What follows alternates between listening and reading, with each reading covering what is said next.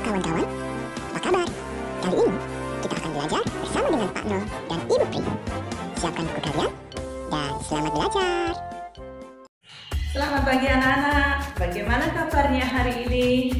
Ibu berharap anak-anak semuanya dalam keadaan sehat, penuh semangat, dan bahagia selalu. Pagi hari ini kita akan belajar kembali melalui video pembelajaran kelas 4, pelajaran kelima.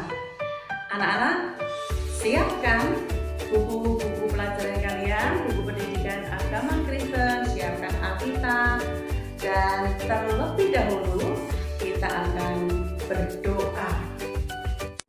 Kamu bisa pause dan berdoa sejenak. Pelajaran yang lalu kita sudah belajar mengenai seorang tokoh yang bernama Amos. Dia seorang yang sederhana tetapi mau dipakai oleh Tuhan untuk menjadi seorang nabi. Dan kali ini kita akan belajar satu tokoh Alkitab lagi yang tidak kalah menarik anak-anak. Anak-anak, kita akan mendengarkan bersama-sama materi pembelajaran kelas 4, pelajaran 5. Yuk, ikuti pelajarannya dengan baik ya. Salam anak-anak, kita memasuki video pembelajaran yang kelima. Allah sumber kekuatan. Setiap orang pasti punya cita-cita, mimpi, dan setiap mimpi itu bagi kita bermacam-macam. Saya punya mimpi, kamu juga punya mimpi. Ada yang pengen jadi dokter, ada yang pengen jadi polisi, ada yang cita-citanya jadi pengusaha besar, pedagang, atau bahkan guru. Dan untuk meraih cita-cita itu, mimpi itu butuh pengorbanan, butuh kerja keras. Memang anak-anak ada yang dapat mencapai cita-citanya, tetapi ada juga yang tidak dapat mewujudkan cita-citanya oleh karena masalah yang dihadapi. Ada yang karena ekonominya, ada yang belum memiliki kesempatan, bahkan ada yang oleh karena apa? Bencana. Tahun 2013 di Jakarta terjadi banjir besar. Waktu itu bulan Januari. Seorang anak yang bernama Intan, rumahnya diterjang banjir dan rusak parah. Bahkan sekolahnya pun juga rusak parah. Sehingga akhirnya Intan harus mengungsi di tempat pengungsian bersama dengan orang-orang yang lain. Nyamankah dia? Tidak nyaman. Dan dia tidak bisa sekolah. Apakah kemudian Intan tidak bisa mencapai cita-citanya? Pertanyaan bagi kita. Kalau Intan itu teman kalian, apa yang akan kalian lakukan? Jawabnya adalah betul, tentu kalian akan menolongnya. Yang punya uang mungkin akan memberikan uang. Yang punya buku, alat tulis mungkin akan diberikan. Atau bahkan kita yang cukup kaya, punya rumah yang besar, akan dipinjamkan untuk pembelajaran sementara bagi Intan dan teman-temannya. Yang pasti kejadian ini membuktikan bahwa Intan adalah manusia, makhluk yang terbatas.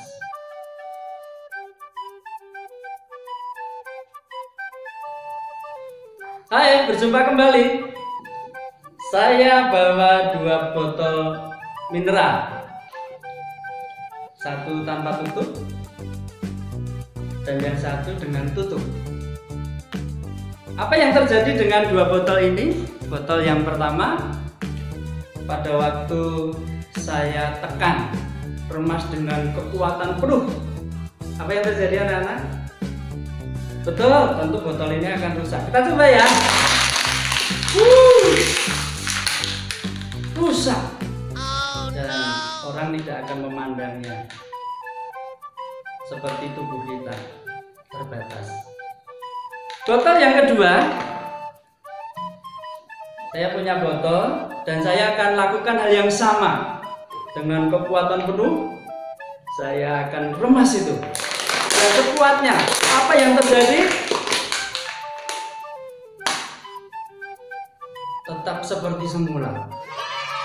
Mengapa? Ada yang tahu jawabannya? Betul. Karena di dalamnya ada angin yang tidak kelihatan tetapi memiliki kekuatan. Dan itu mengumpamakan bahwa apabila saya seorang yang terbatas, percaya, yakin kepada Allah, maka Allah bersama dengan saya memberi kekuatan yang tidak nampak. Itulah sebabnya maka saya akan mampu melakukan berbagai hal. Saya akan dapat mencapai cita-cita saya oleh karena saya percaya kepada Allah sumber kekuatan.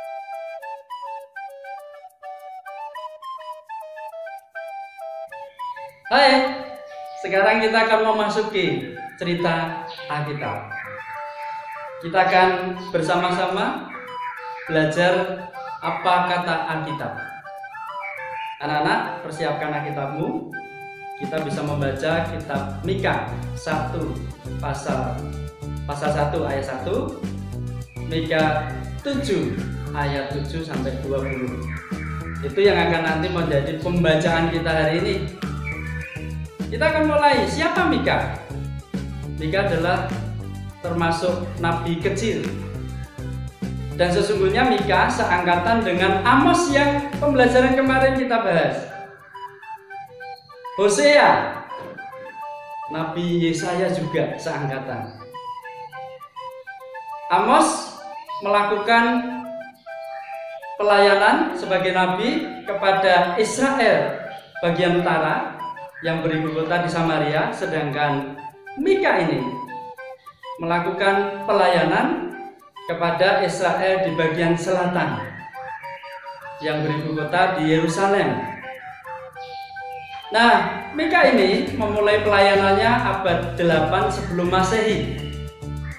Pada waktu itu Mika melayani pada zaman 3 raja yang berbeda.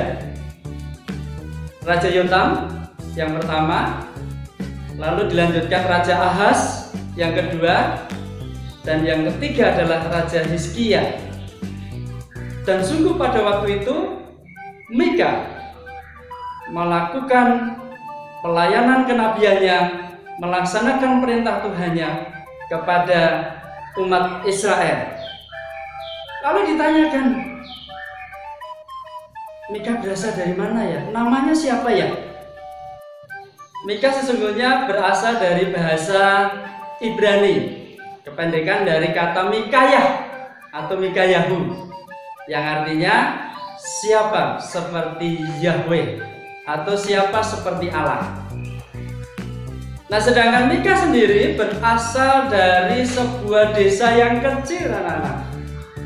Ini sebuah desa yang jaraknya kurang lebih 25 mil atau kira-kira ya 40 km begitu dari kota Yerusalem, barat daya kota Yerusalem. Jadi kalau atas itu di peta itu utara, ke bawah selatan, sebelah kiri barat, kanan timur. Nah, antara barat dan selatan itu terdapat di situ desa Moreset yang kadang-kadang disebut Moreset Gad namanya.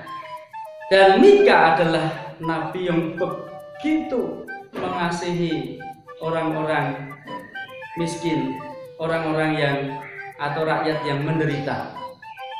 Anak-anak yang terkasih di dalam Tuhan, itulah sepintas tentang Mika. Dan kalau kita belajar selanjutnya, maka kita akan belajar sesungguhnya apa yang sedang dilihat oleh Nabi Mika ini terhadap bangsa Israel. Paling tidak anak-anak, Mika melihat 3 hal yang memprihatinkan. Yang pertama adalah Mika melihat adanya ketidakadilan sosial.